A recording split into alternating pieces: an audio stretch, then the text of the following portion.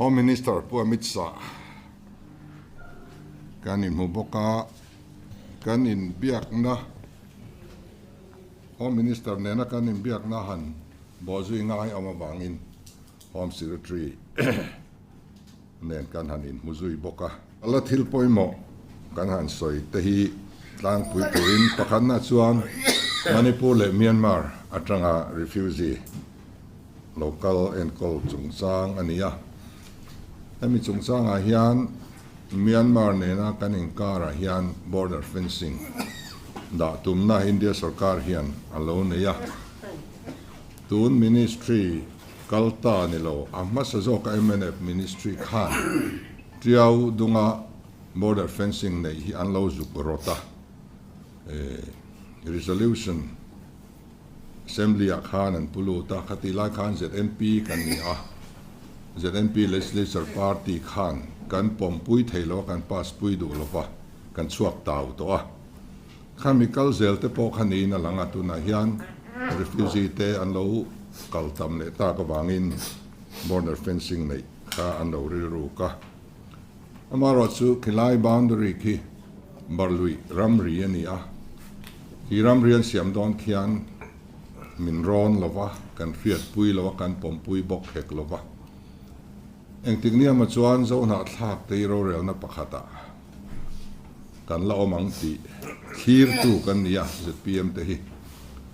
sumi kan Greater Mizoram policy nen chuan a in kala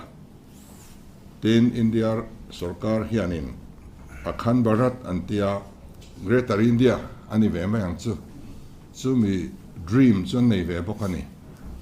sumi nen chuan kal koptir alorem chang viawa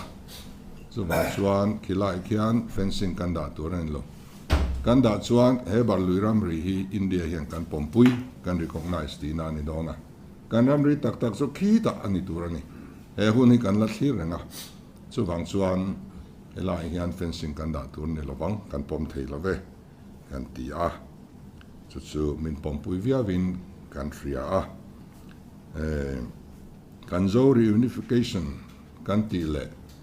akhan barat anti hi kan kai kop ani ber mai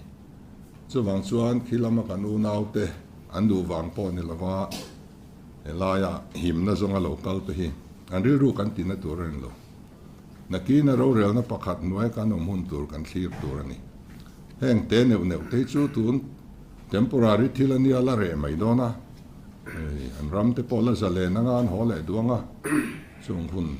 te chu kan thliranga chumi pia lam chu kan thliranga ya chuwang chuan heng kan u nau te ri ru hi kan tin a thiang lo ni kan ti a ni thatakin hei kan soi ho a border fencing da hi an thul tura ka ngai India sarkar hian tin Myanmar atanga refugee lo om te hi chin chia na bik biometric identification siam sakturan itin sarkar ma sa tang khan Home Ministry in alonor to a kan sarkar ma sa khan enge mo chen a local pui to a ma po an lo la viau to a amar su in thandona khan an chol san ri ni ro sen ti a chu tu na kan din munania emi chungchang hi India sarkar hian keini mai emomin ti kan tia wanga han ngai tiam lo deuh kan nia alo ni lova foreigner reng India lo lut zong song hi biometric identification nei tir vector alo ni to zoka chuwang chuan khatianga India ram pum puyam han tur ani wangin keini bi khan ti lo dil kha an tan pom har satak alo ni ve to a India rama Bangladesh te bundang dang atanga aru ka lo lut ru tam tak kan nei to asama te po tam tak kan huwa khang buai na kha India hian pumpel adu to wangin hetia dan lawa lo lut omreita citizenship nei le mai ta ho hi ti top ani thene turin biometric identification hi India ram pumpuya introduce an lo tum to a chu in pom ve ngai ni in thetiam te min ti a kan retiam viava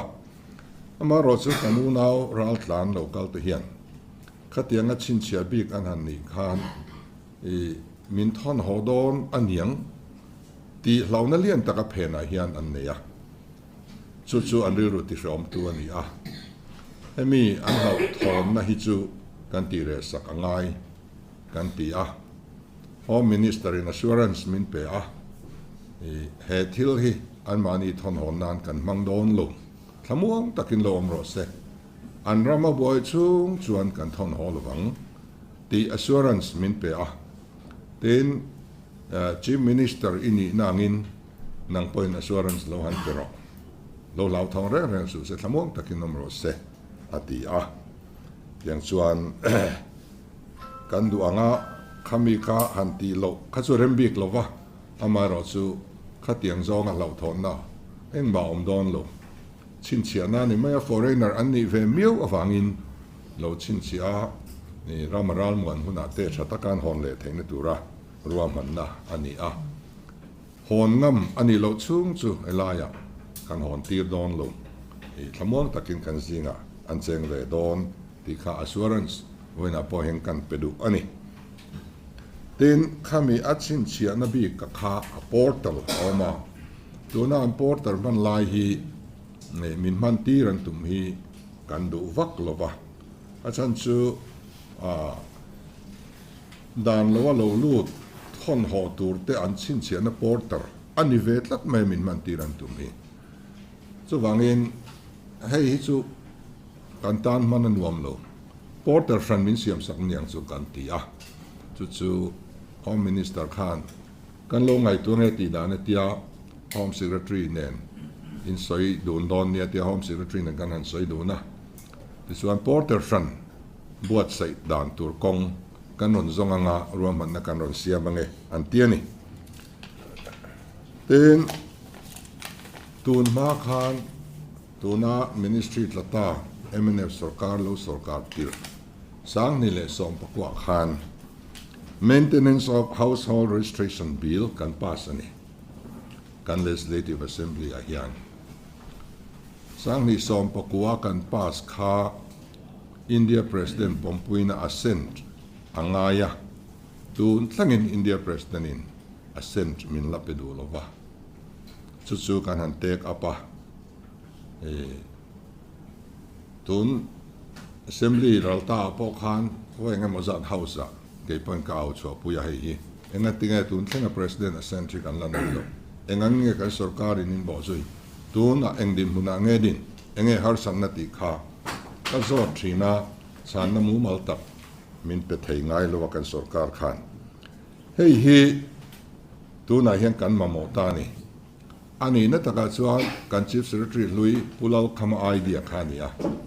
mizo te hian kan pi pu atangin lal la lai tang to in khotina khochiar kan nei ni kanin chin chia ve thlap ani tun ma po khan chu kan nei lo awangin chu kan nei lo awangin tuna hian kan buai ta deu ni na langa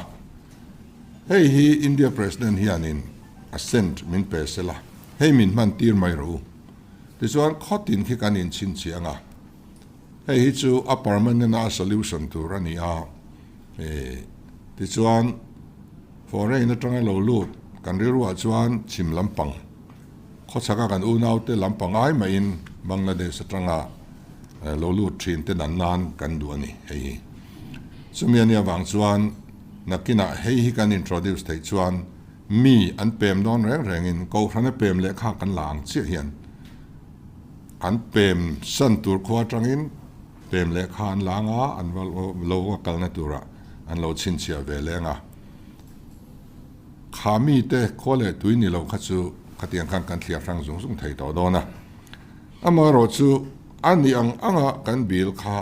pom har sa ti an lo ne ya withdraw le mai wala atharin ron thelut ula min ti a chuan athara siam dan kha indu dan kan khasi lova chuwang chuan siam dang lam indu na lai in modify du lai kha appoint in Home Secretary min ron pe selangin chu midung zui chuan kan lo siam thanga tharin kan thelu don nia kan ti a hei assembly a session kan nei hun masa a kan pe man thei kan in be se ya a tharin hei kan thelu lenga ti chuan household registration bill sarkar masalama an nor chua zolo kha kan nei thei tura kan in ngai ni tin a chom dol na da hi Manipur le Myanmar atanga refugee local chom dol na hi official a kalpui thei alo nilova India sarkar hi 1951 UN Refugee Convention a khan signatory an lo nitlat lo mai India sarkar hian kata khan India sarkar hianin aminga sign velo wangin tu ma hi refugee angin India hian a en thailo ni ten chu mai chune lovin 1967 UN protocol aum le a refugee chungchanga chuta po chuan India hianin ming assign lovani khamiani wang khan refugee ti ming banga enkol na pe kha thil thei ani lova kaini rama chaw ni lovin India ram pumpuya refugee kan nei ve thiang talo lat mai ni enge ni hei hi an ngai to na tu ma ne ro hun lai tang dai to a til local chho to kha ni a chan kan juk traverse se lova tu na yan kovela hian sarkar za som kwa vel kan oma za sarkar za som li le mi sarkar sang za som li ten hei hi an poma an saina India hi kan tel lovani chu wang chuan refugee status hi kan pe thailo antia in no luigi po ani chuang lova ama ro chu refugee status pe chuang si lovin ain kol na ai ro chuan thei to pa tho ho kan tuma central sarkar le state sarkar in kan resource nei ang te an ni tan hian kan mang nona kan de nan khosak atul sung chu duat takin kan en kol anga sumle pai kan nei lo viau na in emikong hian central sarkar point mi thla tham don chuang lova chu wang chuan lungai tur chu omin kan threlo refugee ti ming an pulo na a chom dol na ero chu kan kalpui don tho ani